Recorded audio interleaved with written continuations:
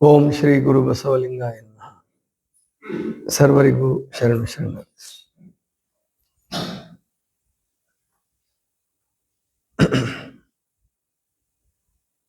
ತನುವಿನ ಕೊರತೆಗೆ ಸುಳಿದು ಮನದ ಕೊರತೆಗೆ ತಿಳಿದು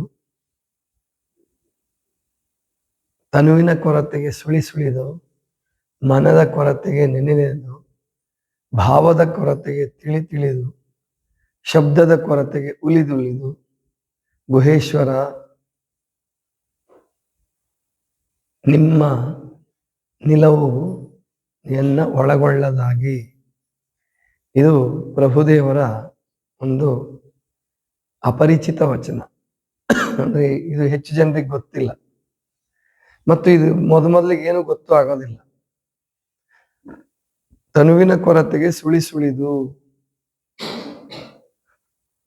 ಮನದ ಕೊರತೆಗೆ ನೆನೆದು ಭಾವದ ಕೊರತೆಗೆ ತಿಳಿದು ಶಬ್ದದ ಕೊರತೆಗೆ ಉಳಿದುಳಿದು ಗುಹೇಶ್ವರನೆಂಬ ಲಿಂಗವು ನೆಲೆಗೊಳ್ಳದಾಗಿ. ಕೊನೆಗೆ ಬರೋದು ಹಿಂಗಿದೆ, ಗುಹೇಶ್ವರನೆಂಬ ಲಿಂಗವು ನೆಲೆಗೊಳ್ಳದಾಗಿ.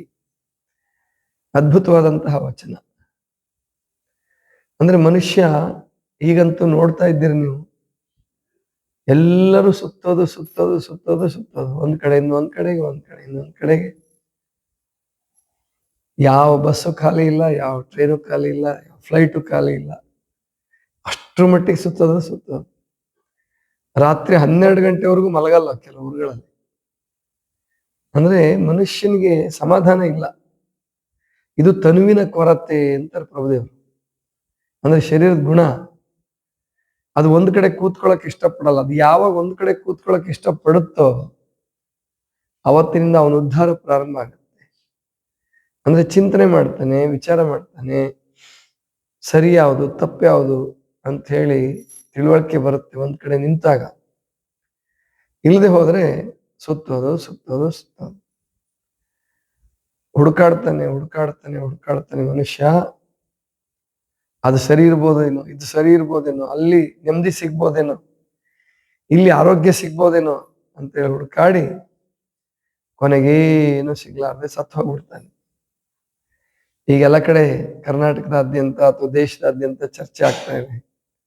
ಒಬ್ಬ ಉದ್ಯಮಿ ಆತ್ಮಹತ್ಯೆ ಮಾಡ್ಕೊಂಡಿದ್ದಾನೆ. ಗುಂಡು ಹೊಡ್ಕೊಂಡು ಅವನ ತಲೆಗೆ ಅವನೇ ಗುಂಡು ಹೊಡ್ಕೊಂಡಿದ್ದಾನೆ. ಸಿ.ಜಿ. ರಾಯ್ ಅಂತ ಹೇಳಿ 10,000 ಕೋಟಿ ಗಳಿಸಿದ್ನಂತೆ. ಇನ್ ಸಾಲ ಎಷ್ಟಿತ್ತೋ ಗೊತ್ತಿಲ್ಲ. ಸಾಮಾನ್ಯ ಇಂಥವ್ರಿಗೆ ಸಾಲನೂ ಇರುತ್ತೆ, ಬರೇ ಒಂದು ಆಸ್ತಿ ಅಷ್ಟೇ ಲೆಕ್ಕ ಹಾಕಿದ್ದಾರೆ ಇವಾಗ. ಅವನ ಸಾಲ ಎಲ್ರಿಗೂ ಗೊತ್ತಿಲ್ಲ. ಸಾಲ ಇರ್ಲಾರ್ದೇನೆ ಒಬ್ಬ ಉದ್ಯಮಿ ಆಗಕ್ಕಾಗಲ್ಲ. ಸಾಲ ಇರ್ಲಾರ್ದೇನೆ ಒಬ್ಬ ಶ್ರೀಮಂತ ಆಗಕ್ಕಾಗಲ್ಲ. ಒಬ್ಬ ಬಡವ ಸಾಲ ಮಾಡ್ಲಾರ್ದೆ ಬದುಕ್ಬಿಡ್ಬೋದು. ಯಾಕಂದ್ರೆ ಅವ್ನು ಬರೀ ಹೊಟ್ಟೆ ಬಟ್ಟೆ ಚಿಂತೆ ಅಷ್ಟೇ ಇರುತ್ತೆ. ದುಡಿದು ಕಷ್ಟಪಟ್ಟು ಗಳಿಸಿ ಸ್ವಲ್ಪ ಉಳಿಸಿ ಅವನು ಹೆಂಗೋ ನೆಮ್ಮದಿಯಾಗಿ ಬದುಕ್ಬೋದು. ಆದ್ರೆ ಉದ್ಯಮಿಗಳಾಗ್ತಾ ಶ್ರೀಮಂತರಾಗ್ತಾ ಸಮಸ್ಯೆಗಳು ಜಾಸ್ತಿ ಆಗ್ತಾ ಹೋಗುತ್ತೆ.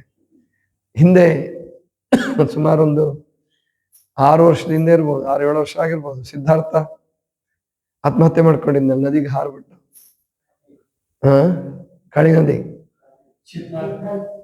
Coffee day. ಅವಂದು 22,000 ಕೋಟಿ ಇತ್ತು, ಆದ್ರೆ 13,000 ಕೋಟಿ ಸಾಲ ಇತ್ತು.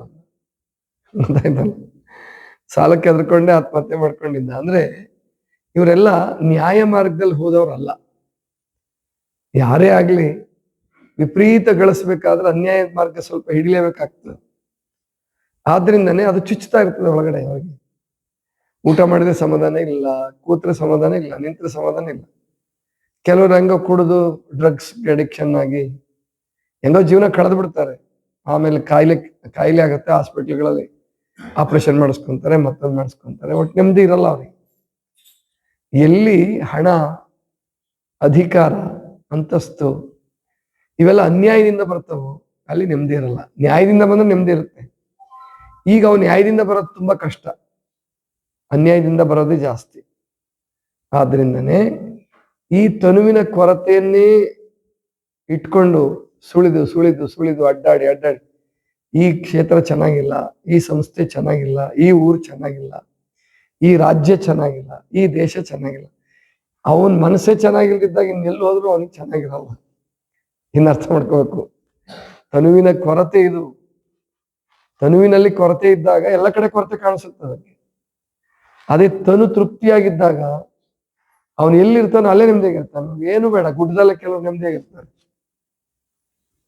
ಸ್ವಾಮಿ ರಾಮ ಅವರು ಒಬ್ಬರ ಬಗ್ಗೆ ಬರೀತಾನೆ, ಕಂಕರಿ ಬಾಬಾ ಅಂತೇಳಿ.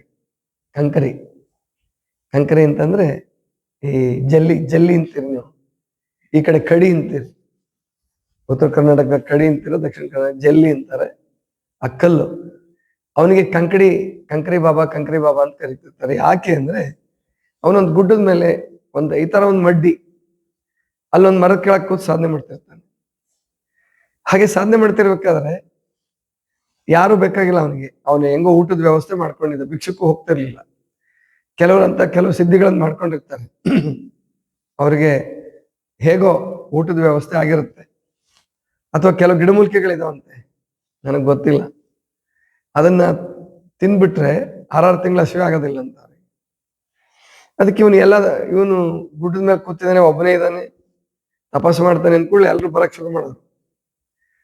ಆಮೇಲೆ ಬೈಯಕ್ ಶುರು ಮಾಡಿದೆ, ಬಂದವ್ರಿಗೆಲ್ಲ ಬೈಯೋದು. ಅವು ಹುಚ್ಚ ಅಂತಿದ್ರು. ಹಂಗ ಬೇಡ, ಯಾರೋ ಒಬ್ರು ಹೇಳಿದ್ರು ಮಾಡ್ಬೇಡ್ರಿ, ಯಾಕೆ ಬೈತೀರ ಅವ್ರಿಗೆ, ಹುಚ್ಚ ಅಂತಾರ ನಿಮ್ಗೆ. ಒಂದ್ ಕೆಲಸ ಮಾಡಿ, ಅವ್ರಿಗೆ ಬರ್ಲಾರ್ದಂಗೆ ಏನಾರು ಉಪಾಯ ಮಾಡ್ರಿ. ಏನಿಲ್ಲ, ಬರ್ತಿದ್ರು. ಅವನು ಕೆಲವ್ರು ಹಣ್ಣು ತರ್ತಿದ್ರು, ಕೆಲವ್ರು ಹಂಗೆ ಬರ್ತಿದ್ರು, ಕೆಲವ್ರು ಬಟ್ಟೆ ತರ್ತಿದ್ರು. ಇವೆಲ್ಲ ಏನು ತರಬೇಡ್ರಿ, ನಿಜವಾಗಿ ನಿಮಗೆ ಭಕ್ತಿ ಇದ್ರೆ ನನಗೊಂದು ಕಲ್ ತಗೊಂಡ್ ಬನ್ನಿ ಅಂತ. ನಿಮ್ಗೆ ಎಷ್ಟು ಸಾಧ್ಯ ಆಗುತ್ತೋ ಅಷ್ಟು ಕಲ್ ತಗೊಂಡ್ ಬನ್ನಿ. ಆಯ್ತು, ಅದು ಇನ್ನೂ ಈಸಿ ಅಲ್ಲ, ಮತ್ತೆ ದುಡ್ಡು ಖರ್ಚಿಲ್ಲ. ಸುಮ್ಮನೆ ಕಲ್ ತಗೊಂಡೋಗೋರು. ಅವನೇನ್ ಮಾಡ್ತಿದ್ದ, ಅದನ್ನ ರಾಶಿ ಹಾಕೋದು. ಎಷ್ಟೇ ಜನ ಬರ್ಲಿ ಏನು ಹೇಳ್ತಿರ್ಲಿಲ್ಲ. ಆಯ್ತು, ಒಳ್ಳೇದಾಗತ್ತೆ ಹೋಗಿ, ಕಲ್ ತಂದು ಹಾಕಿದವ್ರಿಗೆಲ್ಲ ಒಳ್ಳೇದಾಗತ್ತೆ ಹೋಗಿ. ಕೊನೆಗಲ್ಲ ದೊಡ್ಡ ಗುಡ್ಡ ಆಯ್ತಂತೆ, ಅದ್ರ ಮೇಲೆ ಕುತ್ಕೊಂಡು ತಪಸ್ ಮಾಡಕ್ ಶುರು ಮಾಡಿದ್ನು. ಆ ಕಲ್ಲಿಂದೆ ಅವನಿಗೆ ಹೆಸರೇನ್ ಬಿತ್ತು ಅಂದ್ರೆ ಕಂಕರಿ ಬಾಬಾ ಅಂತ ಹೇಳಿ. ಅಂದ್ರೆ ಈ ತರ ಇರ್ತಾರೆ ಮಹಾತ್ಮರು. ಅವ್ರಿಗೇನು ಬೇಕಾಗಿಲ್ಲ. ಕಲ್ಲಿನ ಗುಡ್ಡದಲ್ಲೂ ಸಮಾಧಾನವಾಗಿರ್ತಾರೆ, ಮರದ ಕೆಳಗೆ ಸಮಾಧಾನವಾಗಿರ್ತಾರೆ, ಒಂದ್ ಗವಿ ಸಿಕ್ಕರೆ ಸಮಾಧಾನವಾಗಿರ್ತಾರೆ. ಒಂದ್ ಹೊತ್ತಿನ ಒಂದಿಷ್ಟು ಮೊಳಕೆ ಕಾಳು, ಒಂದಿಷ್ಟು ಏನೋ ನೀರು, ಒಂದಿಷ್ಟು ಹಾಲು ಏನೋ ಸಿಕ್ಬಿಟ್ಟು ಸಮಾಧಾನವಾಗಿರ್ಬಿಡ್ತಾರೆ ತಪಸ್ವಿಗಳು. ಆದ್ರೆ ನೀವು ತನುವಿನ ಕೊರತೆಯನ್ನ ಗುರುತಿಸ್ಕೊಂಡು ಅವ್ರಿಗೆ ಆತ್ಮದ ಚಿಂತನೆ ಇರ್ತದೆ. ಯಾರು ತನುವಿನ ಕಡೆ ಗಮನ ಕೊಡಲ್ಲ. ಬಟ್ಟೆನೂ ಬೇಡ ಅವ್ರಿಗೆ, ಏನು ಬೇಡ, ಹಾಗೆ ಇರ್ತಾರೆ. ಏನಾದ್ರು ಸುತ್ಕೊಂಡು ಹಂಗೆ ಇದ್ಬಿಡ್ತಾರೆ. ಇಂಥವ್ರು, ಅವರಿಗೆ ತನುವಿನ ಕೊರತೆ ಕಾಣಿಸಲ್ಲ, ಮನದ ಕೊರತೆ ಸ್ವಲ್ಪ ಕಾಣಿಸುತ್ತೆ, ಆದ್ರೆ ಅದ್ರ ಬಗ್ಗೆ ತಲೆ ಕೆಡಿಸ್ಕೊಳ್ಳಲ್ಲ. ಆತ್ಮದ ಅಭಾವ ಅವ್ರಿಗೆ ಕಾಣಿಸ್ತಿರುತ್ತೆ. ಪರಮಾತ್ಮ ಬೇಕು ನಮಗೆ, ಆತ್ಮ ಸಾಧನೆ ಮಾಡ್ಬೇಕು ಅಂತ ಹೇಳಿರ್ತಾರೆ. ಅದಕ್ಕೆ ಅವರು ಎಲ್ಲೂ ಆ ಕಡೆ ಈ ಕಡೆ ಸುಳ್ದ ಅಡ್ಡಾಡಲ್ಲ. ತನುವಿನ ಕೊರತೆಗೆ ಸುಳಿದು, ಮನದ ಕೊರತೆಗೆ ನೆನೆದು.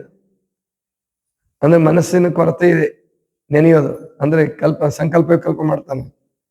ಸಾವುಕಾರ ಆಗ್ಬೇಕು ಅಂತ ಕನಸು ಕಾಣ್ತಾನೆ, ಏನೇನೋ ಹಗಲು ಕನಸು ಕಾಣ್ತಾನೆ, ಮತ್ತೇನೋ ಹುಡುಕ್ತಾನೆ. ಇದು ಮನಸ್ಸಿನ ಕೊರತೆ. ಭಾವದ ಕೊರತೆಗೆ ತಿಳಿದು, ಇಲ್ಲಿ ಭಾವ ಅಂತ ಬಳಸಿದ್ರು ಬುದ್ಧಿ ಅಂತ ನಾವು ಇಟ್ಕೊಳ್ಬೇಕದ್ನ.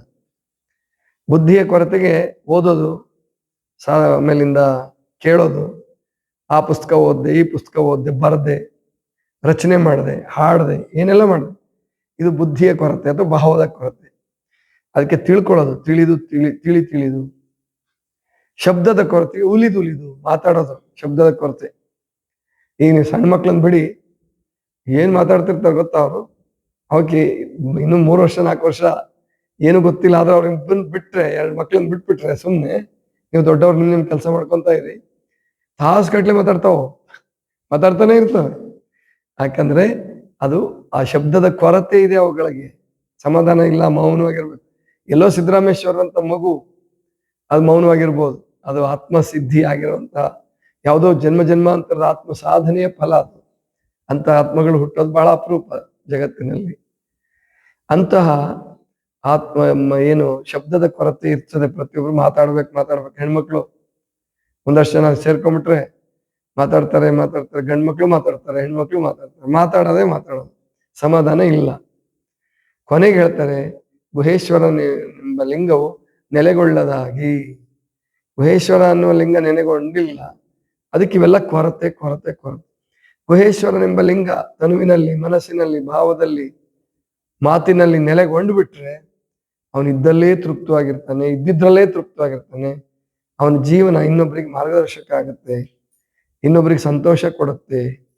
ಅದಕ್ಕೆ ಒಬ್ಬ ಅಧ್ಯಾತ್ಮ ಸಾಧಕನಾದವನು ಯಾವಾಗಲೂ ಎಷ್ಟು ಕಡಿಮೆ ಖರ್ಚಲ್ಲಿ, ಎಷ್ಟು ಕಡಿಮೆ ವಸ್ತುಗಳಲ್ಲಿ ಬದುಕಬೇಕು ಅಷ್ಟು ಕಡಿಮೆ ವಸ್ತುಗಳಲ್ಲಿ ಬದುಕ್ತಾನೆ.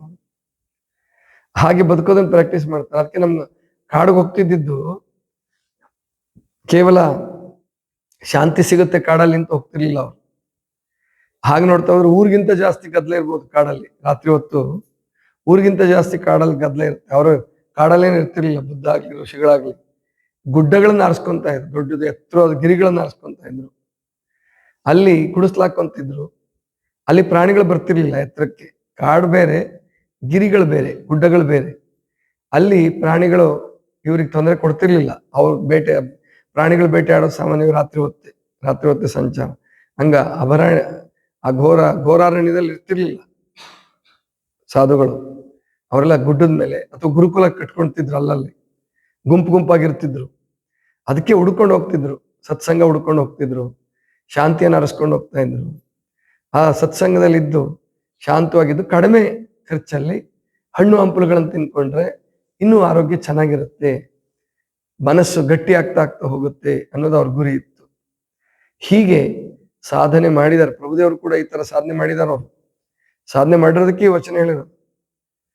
ಚಾಮರಸ ಹೇಳ್ದಾಗೆ, ಹರಿಹರ ಹೇಳ್ದಾಗೆ, ಅನಿಮಿಷಯ್ಯನವ್ರ ಹತ್ರ ಲಿಂಗ ಸಿಕ್ಕದ ಕೂಡ್ಲೆ ಅವರೇನು ಅದರಿಂದ ಜ್ಞಾನಿಗಳಾಗ್ಲಿಲ್ಲ. ಅವ್ರು ಮೊದಲೇ ಜ್ಞಾನಿಗಳೇ ಇದ್ರು. ಅನಿಮಿಷಯ್ಯನವ್ರ ಹತ್ರ ಲಿಂಗ ತಗೋಬೇಕು, ಬಸವ ಕಲ್ಯಾಣಕ್ಕೆ ಬರಬೇಕು, ಬಸವಣ್ಣನವರ ಅನುಭವ ಮಟ್ಟದಲ್ಲಿ ಅಧ್ಯಕ್ಷತೆಯನ್ನು ವಹಿಸಬೇಕು ಅಂತಕ್ಕಂಥದ್ದು ಅದು ಪ್ರಭುದೇವರ, ಅದು ಪರಮಾತ್ಮ ನಿಯಮಿಸಿದ ಕರ್ತವ್ಯ ಪ್ರಭುದೇವರಿಗೆ. ಅದಕ್ಕೋಸ್ಕರ ಅವ್ರು ಬಂದ್ರು. ಆದರೆ ಸಿದ್ಧ ಪುರುಷರು ಆಗಿಬಿಟ್ಟಿದ್ರು ಅವ್ರು ಲಿಂಗ ತಗೊಳ್ಳೋ ಹೊತ್ತಿಗೆ. ಆದ್ರೆ ತುಂಬಾ ಜನ ಏನ್ ಮಾಡ್ತಾರೆ, ಲಿಂಗ ತಗೊಂಡ್ ಕೂಡ್ಲೆ ಅವ್ರಿಗೆ ಮೊದಲು ಹುಚ್ಚರಾಗಿದ್ರು ಅಂತ ಬರೆದ್ರು. ಇದೆಲ್ಲ ಅವಿವೇಕಿತನ. ಅವರು ಹುಚ್ಚರು ಆಗಿರ್ಲಿಲ್ಲ, ಏನೂ ಆಗಿರ್ಲಿಲ್ಲ. ಅವರ ಸಾಧನೆಗೋಸ್ಕರ ಹಿಮಾಲಯದ ಭಾಗದಲ್ಲಿ, ಶ್ರೀಶೈಲದ ಭಾಗದಲ್ಲಿ ತುಂಬಾ ಅಡ್ಡಾಡಿದ್ದಾರೆ. ಗಾಂಧಾರ ದೇಶದವರೆಗೂ ಹೋಗಿದ್ದಾರೆ. ಸತ್ಸಂಗದಲ್ಲಿ ಬೇಕಾದಷ್ಟು ಸಾಧನೆ ಮಾಡಿದ್ದಾರೆ. ಸಿದ್ಧಪುರುಷ ಆದ್ಮೇಲೆ ಇಲ್ಲಿ ಅನಿಮಿಷಯ್ಯನವ್ರ ಹತ್ರ ಇಷ್ಟಲಿಂಗ ದೀಕ್ಷೆ ಆಗ್ಬೇಕು ಅವರಿಗೆ. ಅದು ಪರಮಾತ್ಮ ಇಚ್ಛೆ, ಅದು ಗುರು ಶಿಷ್ಯ ಸಂಬಂಧ ಜನ್ಮ ಜನ್ಮಾಂತರದ್ದಿರುತ್ತೆ. ಜೊತೆಗೆ ಕಲ್ಯಾಣದಲ್ಲಿ ಅನುಭವ ಮಂಟಪದ ಅಧ್ಯಕ್ಷತೆಯನ್ನು ವಹಿಸೋದು ಅವರ ಜೀವನದ ಪರಮ ಉದ್ದೇಶ ಆಗಿತ್ತು. ಅದಕ್ಕೆ ದೇವರು ಈ ಭಾಗಕ್ಕೆ ಅವ್ರನ್ನ ಕರ್ಕೊಂಡ್ಬಂದ್ರು.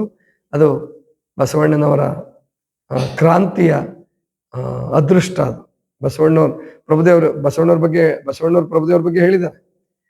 ಅವ್ರು ನನ್ನ ಪ್ರಾಣಲಿಂಗ ಅಂತ ಕರೀತಾರೆ. ಪ್ರಭುದೇವ್ರು ಬರ್ದೇ ಹೋಗಿದ್ರೆ ಅದು ಅರ್ಧ ಆಗ್ತಿತ್ತು ಅನುಭವ ಮಂಟಪ.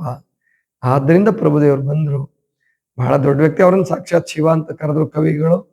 ಆದ್ರೆ ಅವ್ರು ಮಾಡಿದ ಸಾಧನೆ ಯಾರಿಗೂ ತಿಳಿಯಲೇ ಇಲ್ಲ. ವಚನಗಳನ್ನು ಓದಿದ್ರೆ ಅವ್ರು ಮಾಡಿರೋ ಸಾಧನೆ, ಅವ್ರು ಪಟ್ಟಿರೋ ಕಷ್ಟ ಗೊತ್ತಾಗ್ತದೆ. ಇದಿಷ್ಟು ಇವತ್ತಿನ ಚಿಂತನ. ಸರ್ವರಿಗೂ ಶರಣು ಶರಣ.